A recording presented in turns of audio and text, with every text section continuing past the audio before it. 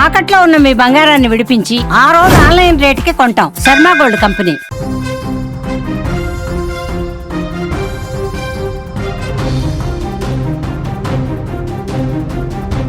Big breaking news చూస్తున్నాం. గండికోట విద్యార్థిని మృతిపై ఇంకా మిస్టరీ వీడలేదు. విద్యార్థిని హత్యలో లోకేష్ పాత్ర లేదా? పరువు కోసం బంధువులే ప్రాణం తీశారా?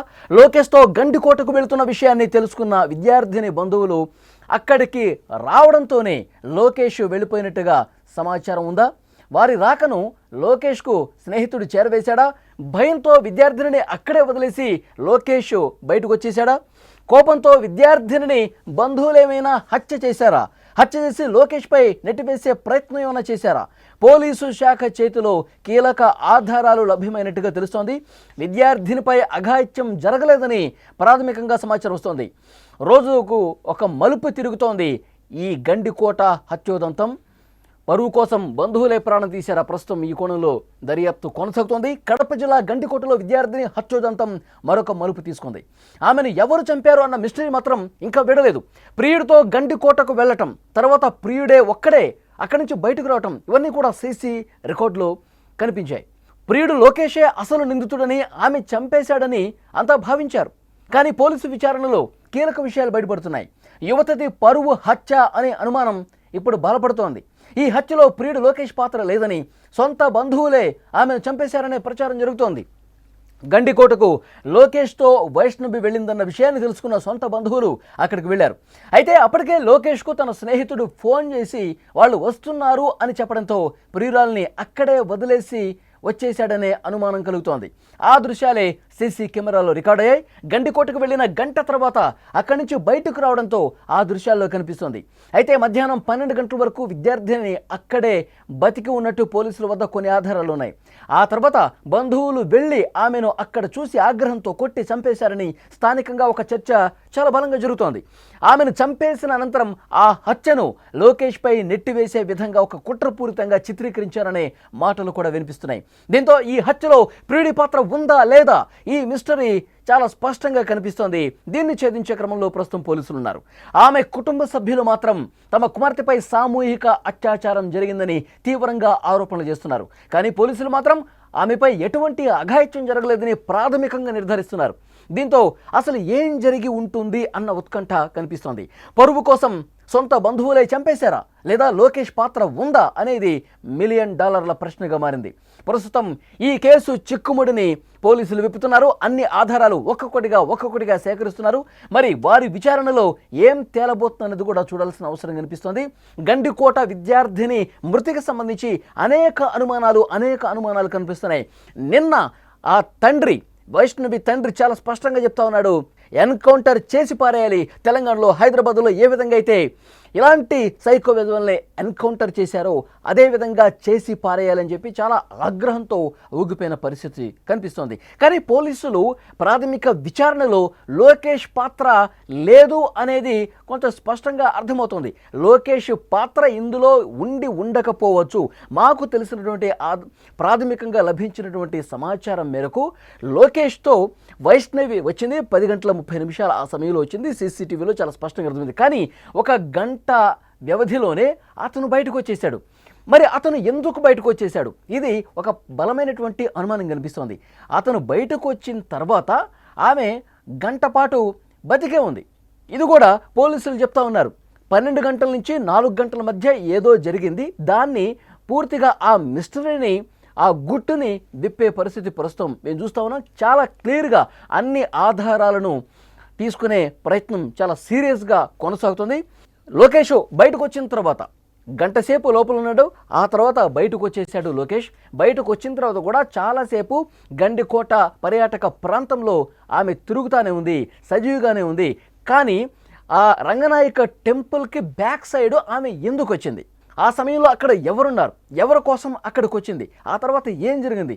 ఇవన్నీ కూడా చాలా క్లియర్గా ఇన్వెస్టిగేట్ చేస్తున్నాం, అన్ని ఆధారాలు మేము సంపాదిస్తున్నాం, కొద్ది గంటలు ఓపిక పడితే అన్ని విషయాలు కూడా బయటకు వస్తాయి అని పోలీసు అధికారులు చాలా స్పష్టంగా చెప్తూ ఉన్నారు. అయితే ఇక్కడ ప్రాథమికంగా వస్తున్నటువంటి ఇన్ఫర్మేషన్, లోకేష్కి అతను ఫ్రెండ్ ఫోన్ చేశాడు. వైష్ణవికి సంబంధించిన బంధువులు ఈ విషయం తెలిసిందే, మీరు గండికోటకు వెళ్తున్నారన్న విషయం వాళ్ళకి తెలిసింది, నువ్వు అక్కడి నుంచి వెళ్ళిపోతే బెటర్ అని చెప్పి ఫ్రెండ్ ఫోన్ చేయటంతో అక్కడి నుంచి వైష్ణవిని అక్కడే ఉంచి నేను వెళ్ళిపోతున్నాను, నువ్వు కూడా సేఫ్గా ఇంటికి వచ్చాయని చెప్పి లోకేష్ బయటకు వచ్చాడు. ఆ తర్వాత లోకేష్ బయటకు వచ్చిన దృశ్యాలు కూడా సీసీటీవీ ఫుటేజ్లో రికార్డ్ అయ్యాయి. అతను వెళ్ళిపోయాడు. అతను వెళ్ళిపోయిన తర్వాత కూడా చాలాసేపు వైష్ణవి ఆ ప్రాంతంలో తిరుగుతూనే ఉంది. ఆ తర్వాత అక్కడికి ఎవరు వచ్చారు, నిజంగానే కుటుంబ సభ్యులు బంధువులు ఎవరైనా వచ్చారా, ఆమెతో ఏమైనా గొడవ పడ్డారా, ప్రస్తుతం దీనికి సంబంధించి ఇన్వెస్టిగేషన్ థరోగా జరుగుతున్నటువంటి పరిస్థితి కనిపిస్తోంది. అయితే కుటుంబ సభ్యులు కావచ్చు, బంధువులు కావచ్చు, లోకేష్ గతంలో మా అమ్మాయిని ట్రాప్ చేశాడు, మా అమ్మాయిని మాయమాటలు చెప్పాడు, నయవంచం చేశాడు, మోసం చేశాడు, ఇవన్నీ చెప్తా ఉన్నారు. సామూహిక అత్యాచారం జరిగింది, లోకేష్ ఒక్కడే కాదు అతని ఫ్రెండ్స్ వీళ్ళందరూ కలిసి మా అమ్మాయిని అత్యాచారం చేసి హత్య చేసి పడేశారు అంటూ చాలా బలంగా వాళ్ళు వాదనలు వినిపిస్తున్నారు. అవన్నీ కూడా పోలీసులు వాళ్ళ అభిప్రాయాలను కూడా సేకరించారు.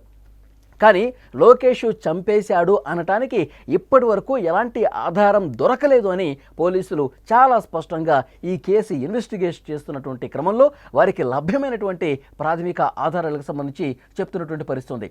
మరొక ముఖ్యమైన విషయం, పోలీసులు ఇన్వెస్టిగేషన్లో మరి ఆ 12 గంటల నుంచి 4 గంటల సమయం, ఈ 4 గంటల వ్యవధిలో ఏం జరిగిందని చెప్పి ఆధారాలు సేకరిస్తున్నటువంటి క్రమంలో మరి కుటుంబ సభ్యులు కానీ బంధువులు కానీ అక్కడికి వచ్చారా, పరువు కోసం, ఎందుకంటే గతంలో చాలా సందర్భాల్లో వాడితో తిరగొద్దు, ఎక్కడికి రమ్మంటే అక్కడికి వెళ్ళిపోతున్నావు, మీ ఇద్దరు ప్రేమలో ఉన్నారు, ఇది కరెక్ట్ కాదు, ఇది మంచిది కాదు, నీ పద్ధతి మార్చుకో, నువ్వు మంచిగా చదువుకో. సో ఈ విధమైనటువంటి వాదనలు గొడవలు గత కొన్ని రోజులుగా జరుగుతున్నట్టుగా తెలుస్తుంది. మరి పరువు కోసమే కుటుంబ సభ్యులు కానీ బంధువులు కానీ ఆమెని చంపేసి ఆ నేరాన్ని లోకేష్ మీద నెట్టివేసే ప్రయత్నం ఏమైనా జరిగిందా, ఈ కోణంలో కూడా పోలీసులు చాలా స్పష్టంగా ఇన్వెస్టిగేట్ చేస్తూ ఉన్నారు. ఇవన్నీ అనుమానాలు, ఇంకా పోలీసులు ఎక్కడ కూడా ధృవీకరించలేదు. కుటుంబ సభ్యులే వైష్ణవిని చంపేసి ఆ లోకేష్ మీద నెట్టివేస్తే ఒక పని అయిపోతుంది, వాడు చాలా వేధించాడు కదా, మనల్ని టార్చర్ పెట్టాడు కదా, అతని వల్ల అమ్మాయిని కాపాడుకోవడం కోసం ఒక ఊరి నుంచి ఇంకో ఊరికి కూడా మేము షిఫ్ట్ కావాల్సి వచ్చింది, కాబట్టి ఈ నేరం అనేది వాడి మీద తోసేద్దాం, ఇలాంటి ఆలోచనతో ఈ విధంగా ఏమైనా చేశారా, ఈ అన్ని కోణాల్లో అండి చాలా కోణాల్లో పోలీసులు ఇన్వెస్టిగేట్ చేస్తూ ఉన్నారు. మరొక ముఖ్యమైన విషయం ఏంటంటే, వైష్ణవి మీద అత్యాచారం జరగలేదు అనేది పోలీసుల ప్రాథమికంగా చెప్తున్నటువంటి సమాచారం. నిన్న పోలీసు అధికారులతో సుమన్ టీవీ నేరుగా మాట్లాడింది. ఇప్పటి వరకు ఉన్నటువంటి లేటెస్ట్ ఇన్ఫర్మేషన్, వైష్ణవి మీద ఎలాంటి అత్యాచారం జరగలేదు అనేది మాకు ప్రాథమిక సమాచారం ఉంది.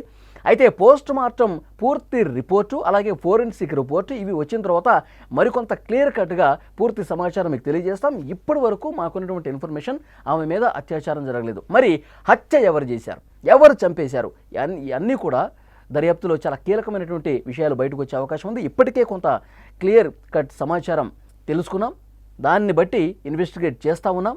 మరి కుటుంబ సభ్యుల పాత్ర ఉందా, బంధువుల పాత్ర ఉందా, లోకేష్ పాత్ర కూడా ఏమైనా ఉందా, ఆయన బయటకు వచ్చిన తర్వాత మళ్ళీ ఏదైనా ప్లాన్ చేసి ఈ విధంగా చేశాడా, అన్ని కోణాల్లో కూడా దర్యాప్తు చేస్తున్నాం. మధ్యాహ్నం 12 గంటల నుంచి లోకేష్ వెళ్ళిపోయిన తర్వాత కూడా ఆమె బతికే ఉంది. ఆ తర్వాత ఏం జరిగింది, ఆ తర్వాత అక్కడికి ఎవరు వచ్చారు, ఎవరిని ఆమెను కలిశారు, రంగనాయక టెంపుల్ బ్యాక్ సైడ్ వరకు ఆమె ఎందుకు వెళ్లాల్సి వచ్చింది, ఎవరి కోసం వెళ్లాల్సి వచ్చింది. ఇక్కడ మరొక ముఖ్యమైన విషయం, ఆమె మృతదేహం దొరికిన సందర్భంలో ఒంటి మీద నూలు పోగు కూడా లేదు. పోలీసులు అసలు ఏం జరిగిందన్న విషయానికి సంబంధించి చాలా క్లియర్గా ఇన్ఫర్మేషన్ తీసుకుంటున్నారు. మరికొద్ది గంటల్లోనే అసలు వాస్తవాలు కూడా బయటకు వచ్చే అవకాశం కనిపిస్తోంది.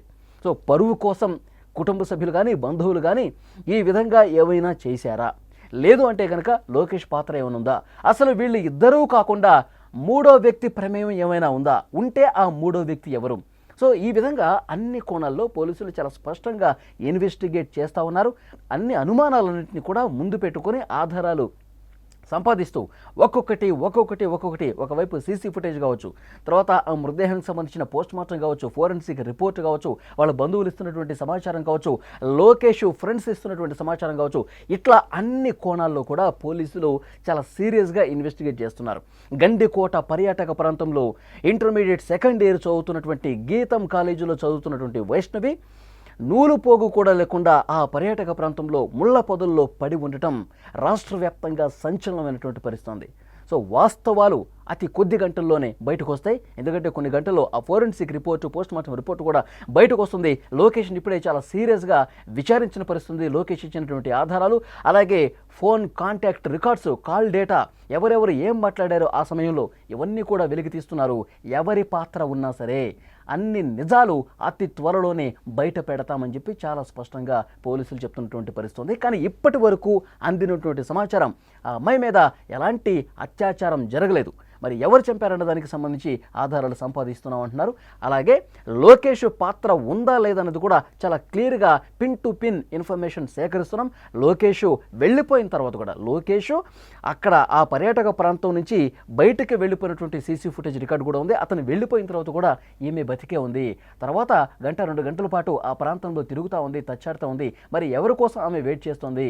ఇవన్నీ విషయాలు కూడా చాలా క్లియర్గా ఆధారాలతో సహా పోలీసులు సంపాదించే ప్రక్రియ చాలా వేగంగా జరుగుతుంది. ఆధారాలన్నీ లభ్యమైన తర్వాత, ఆ రిపోర్ట్స్ అన్ని వచ్చిన తర్వాత ప్రెస్ మీట్ పెట్టి పిన్ టు పిన్ ఏ నిమిషానికి ఏం జరిగిందో కూడా పోలీసులు చెప్పే అవకాశం కనిపిస్తోంది.